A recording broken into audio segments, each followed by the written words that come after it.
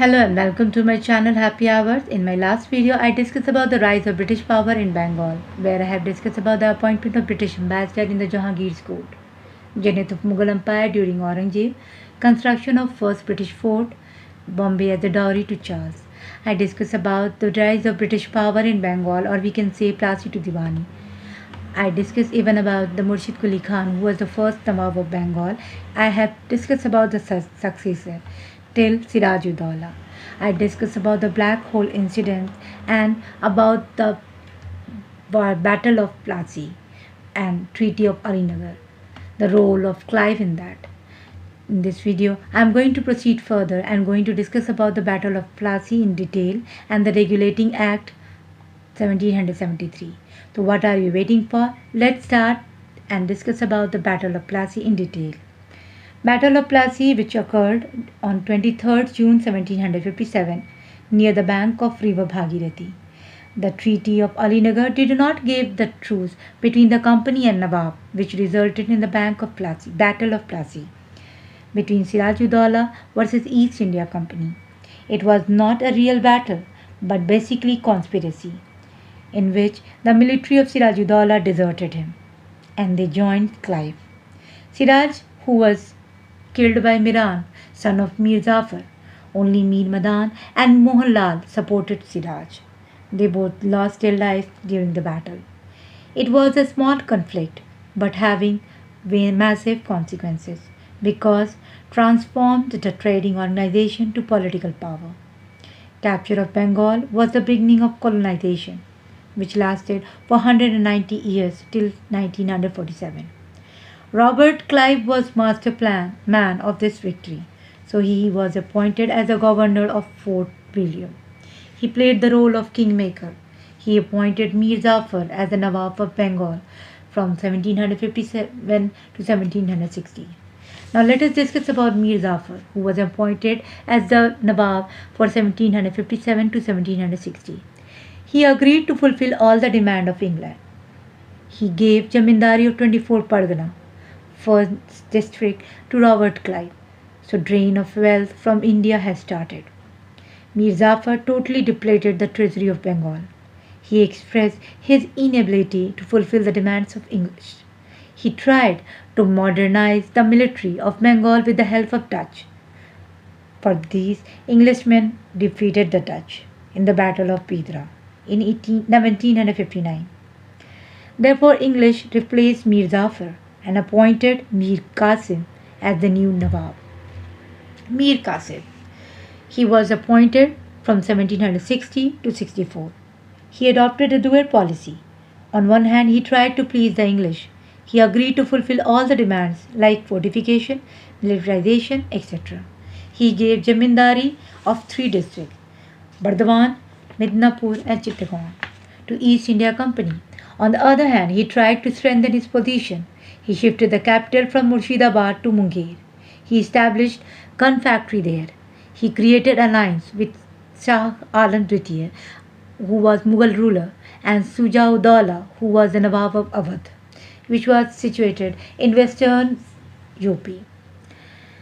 Now, Shah Alam was abandoned by his prime minister to enter the Lal Killa. He was staying in Allahabad, and Sujah-ud-Dawla, he was the wife's husband. We can imagine the strength of this alliance.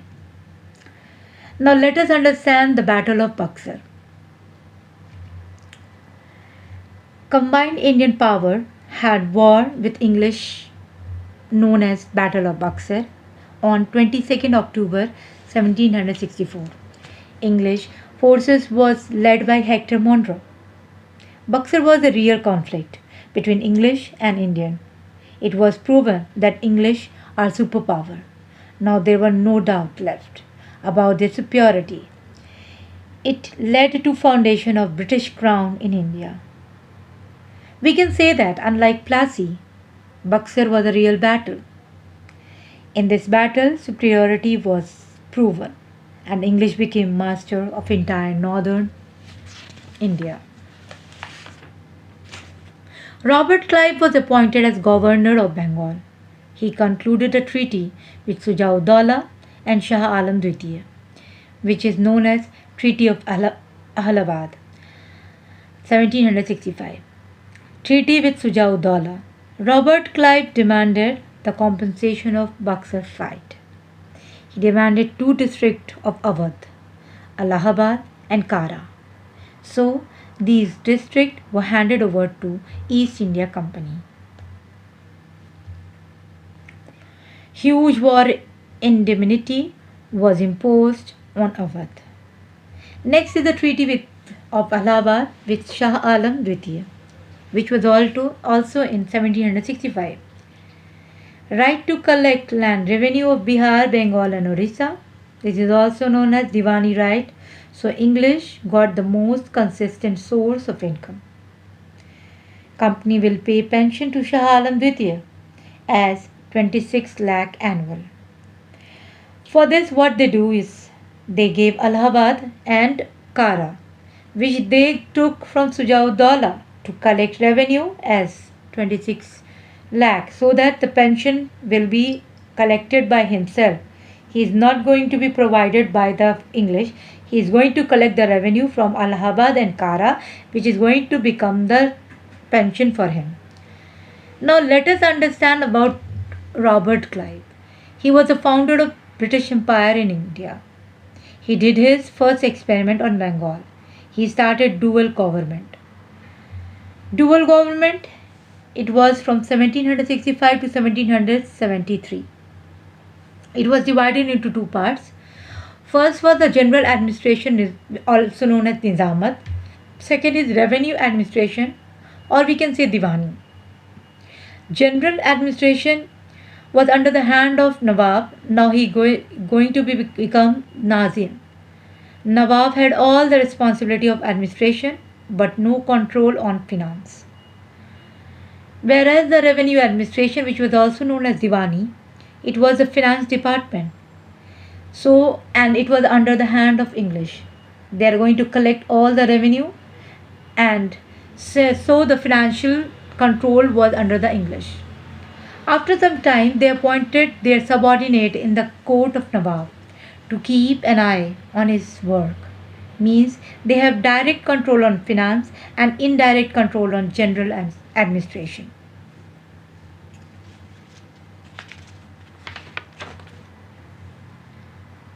Now this deputy Nawab was also known as Up-Nizam. As I have mentioned before, that they substituted a subordinate in the court of the Nawab.